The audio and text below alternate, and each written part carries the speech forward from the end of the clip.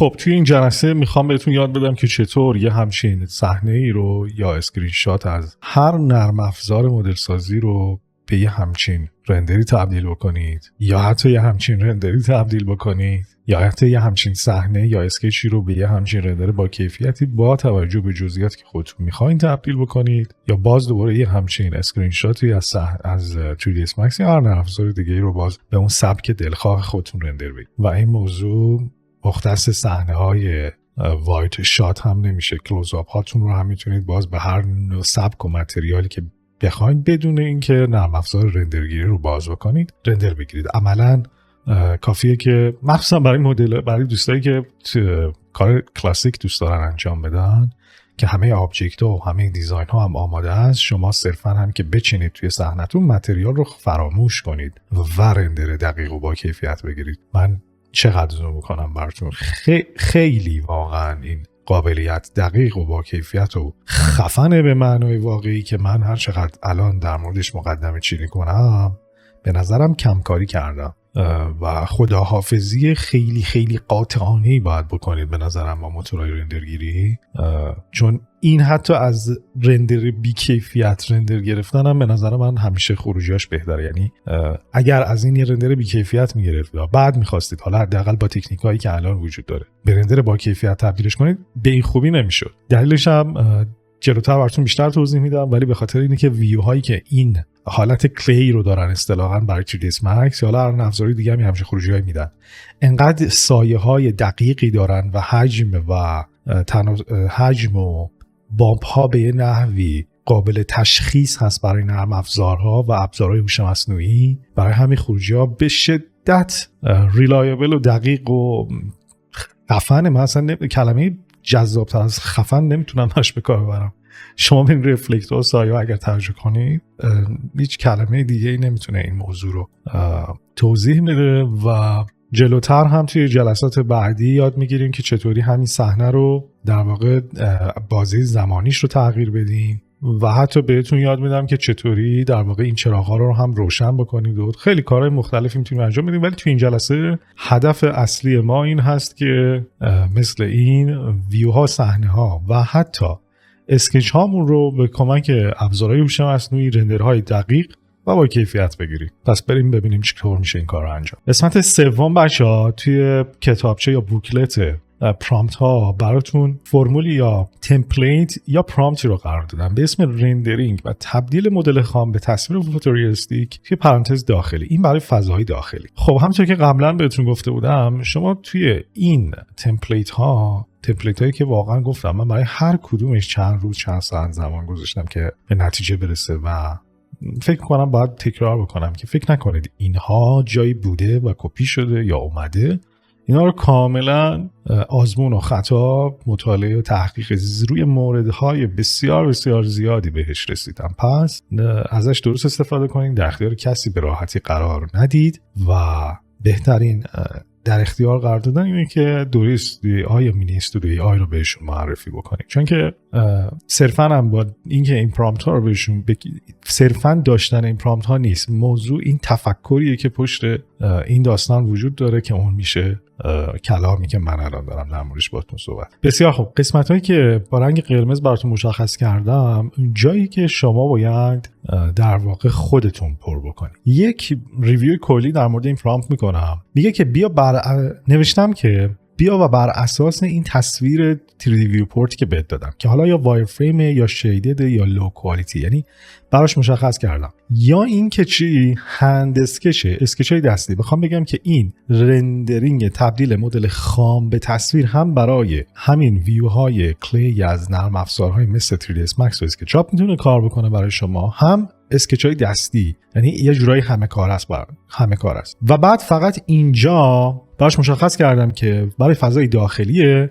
حالا شما اینجا باید بگید که این فضای داخلی چیه، یعنی کمک بکنید، حتی نگید هم بله خودش میفهمه، ولی مثلا توی این مثال اتاق خواب کلاسیک که دیدیم بهش بگید که اوکی it's a classical bedroom، اینو براش مشخص بکنید. اتاق خواب مدرنه یا اتاق خواب کلاسیکیه، آشپزخونه است، چیه، این موضوع رو براش مشخص بکنید. و ازش خواستم که بیاد این رو با کیفیت خیلی خوبی بدون اینکه زاویه دوربین رو تغییر بده برای من رندر بگیره و اینجا ازش خواستم که بیا این ویوپورتی که داری رو با چه نوع نورپردازی بیا برای من تبدیل به رندرش بکن. شب باشه، روز باشه، نورای مصنوعی روشن باشن، چراغا روشن باشن، نباشن، خاموش باشن. پس این رو هم باید شما مشخص بکنید. پس تا این لحظه شما کافیه که نوع فضا رو مشخص بکنید و نوع نورپردازی رو. در مورد انواع اقسام نورپردازی هم که بهتون گفتم، اگر دوست دارید اطلاعاتتون کامل بشه، دوستایی که توی دوره اصلی استودیوی آی هستید که خب توی جدول پرامپت اکسپرت خواهید دید توی فصل بعد یا تا الان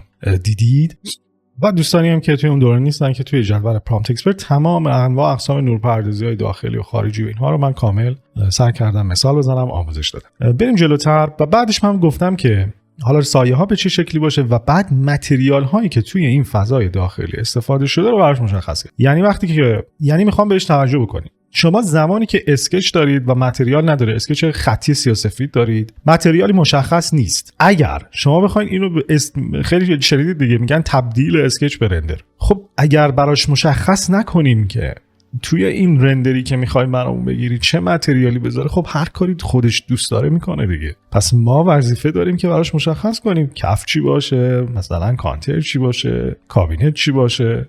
اوکی، یه موقع هست که براتون خیلی مهم نیست که مثلا رنگ چه میدونم این فلزای پایه این صندلی چی باشه، ولی مثلا مطمئنید که میخواین کفتون پارکت باشه، مثلا پارکت تیره باشه، یا نه مثلا سنگ لاشوتور پالیش شده مشکی رو به خاکستری با رگ‌های سفید. میدونید میخوام بگم که اگه براش مشخص کنید که خب همون رو بهتون تحویل میده، اگر براش مشخص نکنید هر چی دوست داشته باشه میده دیگه، و زمان این خروجی با کیفیتی میشه. مثلا من اینجاش گفتم که یه پارکت میخوام، کابینت‌های سبز میخوام، از این طرفش گفتم ماربل میخوام، و حتی یه قسمتایی رو میتونید به خود AI بسپارید که براتون پر بکنه. میگه مثلا میگه بقیه‌اش رو با توجه به این متریال هایی که براتون مشخص کردم رندر بگیرید. یا وقتی اینجا رو من مشخص کردم توی این خروجی ازش خواستم که اوکی ولوت سبز داشته باشم و مثلا والنات داشته باشم برای مثلا قسمت‌های چوبی، و توی این یکی حالتش برعکس خواستم، گفتم که میخوام مثلا آبی باشه، کفم مثلا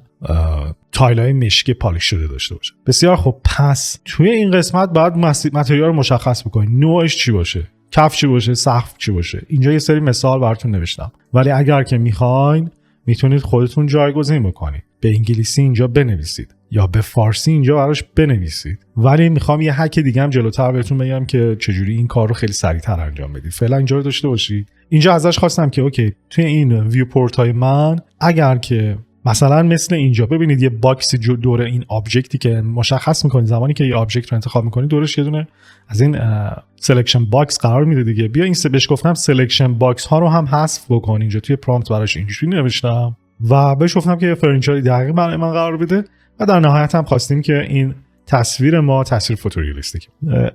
همونطور که میبینید هر چقدر ما داریم میایم به سمت کارهای جذابتر و حرفه‌ای‌تر، پرامپت ها دارن طولانی تر میشن. اوکی، ممکنه تو این لحظه به خودتون بگین که من حوصله ندارم بشینم تایپ بکنم، مثلا حالشو ندارم آقای ادریسی من بشینم حالا بنویسم چوب افرای فلان باشه، نمیخوام، حالشو ندارم، هی نمیخوام بنویسم کف چی باشه، سقف چی باشه، حالشو نداریم. من میگم اوکی اشکالی نداره، ولی اینجا رو با دقت گوش کنید که چی دارم بهتون میگم. این تمپلیت رو کپی بکنید، تمپلیتی که اینجا براتون گذاشتم برای فضای داخلی رو کپی بکنید و بیاین توی چت جی پی تی. اینجا من توی چت جی پی تی تازه نسخه پولی هم نیست، اینجا از نسخه رایگان دارم استفاده میکنم. اوکی، به عنوان مثال گفتم این الان یه چت جی پی تی پلاس هم نیست، نسخه رایگانشه. یعنی حتی برای جی پی تی هم الان توی این لحظه شما نیاز نیست هزینه بکنید برای اینکه این کاری که میخوام رو انجام بدید، چون زحمت اصلی رو خودم برای شما کشیدم. شما میای این تمپلیت یا قالب و فرمت کلی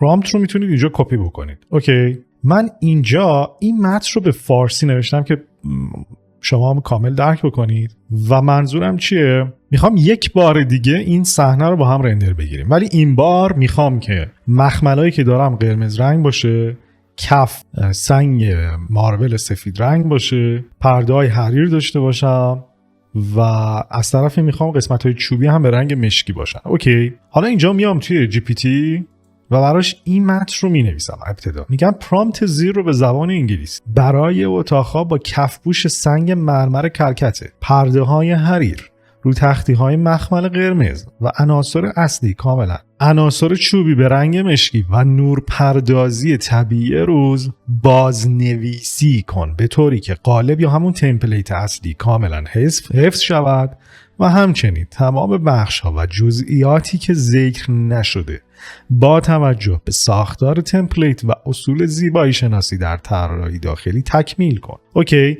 پس من اینجا به جای این که این راه حل اول اینه که اینجا همه اینها رو خودتون بنویسید دیگه، که خیلی هم راحت، کاری هم واقعا نداره. ولی اگر همین قدر هم حوصله ندارید و خسته اید، بیاین درخواستتون رو اینجا به چت جی پی تی به فارسی بدید و در نهایت یه دونه خط فاصله اینجا بذارید و حالا بعد از اینکه پرامپتی که براتون نوشتم رو کپی کردید بگه که اون دقیقاً بیا همین رو برای شما بازنویسی بود. حالا چیکار میکنه جی پی تی؟ دقیقاً همین پرامپت رو داره بر اساس این خواسته‌ای که اینجا شما به فارسی بهش دادید بهتون میگه. دیگه این رو که میتونید بنویسید به راحتی، این دیگه خیلی راحته، ولی این رو احتمالاً خودتون نمیتونستید بنویسید. حالا من چیکار میکنم؟ من اصلا دیگه نمیخونمش، اعتماد میکنم، میام این رو کپی میکنم. حالا میام کجا؟ میام توی نانوبنانا. حالا میام دوباره توی نانوبنانا، اینجا میام کریت ایمیج رو میزنم، تصویر خودم رو آپلود میکنم، همین صحنه‌ای که کلیویو از یک فضای کلاسیکه. تازه من اصلا براش مشخصم نکردم که این فضای کلاسیکه.